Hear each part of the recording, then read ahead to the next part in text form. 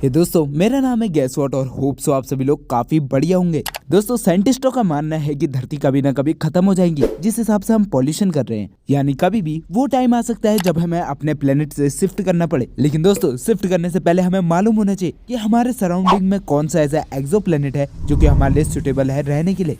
पड़ोसी के घर पे नजर रखना अपने घर बचाने का सॉल्यूशन तो नहीं है।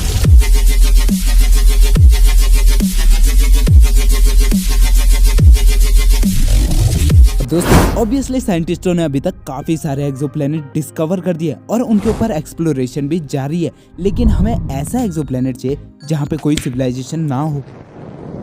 वैसे दोस्तों एक प्लेनेट को हैबिटेबल होने के लिए जो जो क्राइटेरिया चाहिए वो मैंने किसी और वीडियो में बता दिया है, लेकिन इस वीडियो में हम जानेंगे साइंटिस्ट की उस स्ट्रेटेजी के बारे में जिसकी मदद से वो पता कर पाएंगे कि क्या वहाँ एलियन लाइफ पहले से है या फिर नहीं।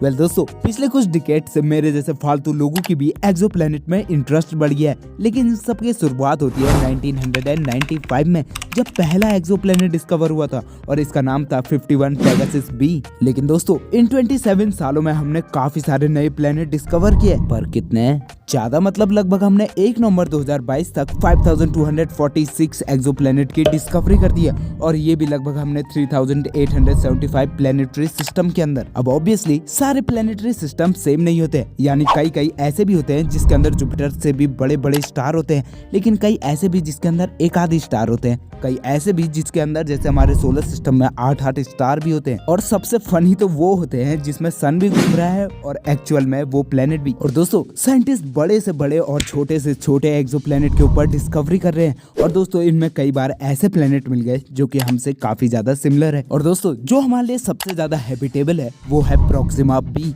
ये एक ऐसा प्लेनेट है जिसके सेंटर में एक सन है जिसका नाम है प्रोक्सिमा सेंटोरस। दोस्तों ये प्लेनेट दिखा था साइंटिस्ट को लगभग 2016 में। ऑब्वियसली इसके बाद इस पर रिसर्च चालू हुई, जिससे ये पता लगा कि ये अपने हैबिटेबल जोन के बिल्कुल बीचम बीच में, यानी सन से एक लिमिटेड दूरी पे, और इसको ढूंढने के लिए यूज किया गया था high accuracy radial velocity planet searcher. Obviously ये तो मेरे को भी समझ नहीं आया, लेकिन इसे यूरोपियन एजेंसी ने चाइना में ढूंढा था। अब दोस्तों सबसे पहले ये जान लेते हैं ये हमसे कितना दूर है, लगभग 4.2 लाइट ईयर्स। और दोस्तों ये हमारे सबसे नजदीक हैबिटेबल प्लेनेट है जिसके फीचर बिल्कुल अर्थ से मिलते हैं। और मजे की बात तो ये है इसे अर्थ का कजिन कहा जाता है। नहीं इसलिए नहीं कि हमारे सबसे नजदीक है, बल्कि इसीलिए क्योंकि इसके फीचर काफी ज्यादा हमसे सिमिलर है। इसका 1 साल कंप्लीट होता है 11.2 डेज में, जबकि हमारा लगभग 365 दिन।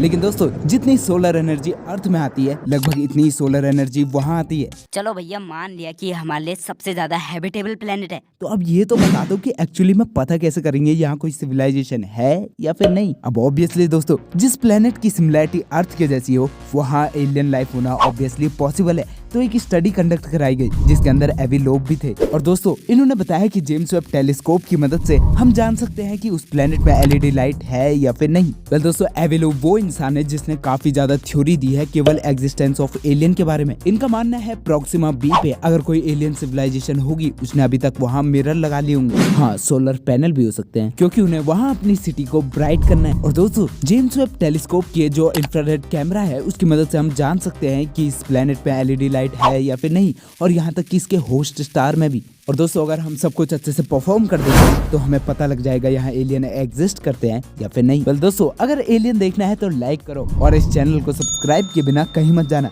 कमेंट करके बताओ क्या एलियन वहाँ होंगे।